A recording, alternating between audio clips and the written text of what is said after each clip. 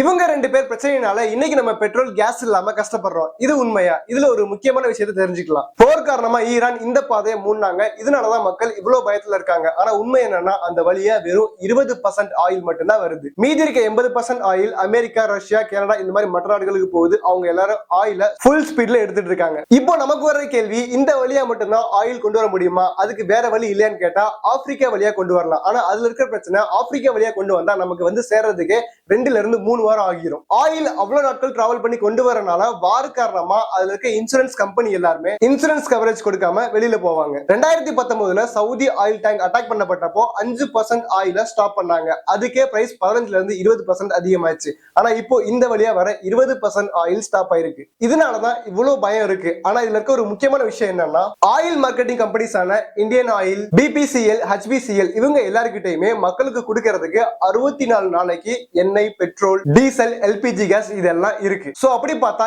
Iran ஒரு மாசத்துக்கு இந்த பாதையை அடைச்சு வச்சிருந்தா கூட மக்கள் எந்த விதமான இடையூறுமே இல்லாம பெட்ரோல், எல்பிஜி கேஸ் இதெல்லாம் ஈஸியா பெற முடியும். இந்த வீடியோ யூஸ்ஃபுல்லா இருந்தா ஷேர் பண்ணுங்க, எல்லாரும் தெரிஞ்சுக்கட்டும். இந்த டைம்ல இது எல்லாருமே தெரிஞ்சுக்க வேண்டிய ஒண்ணு.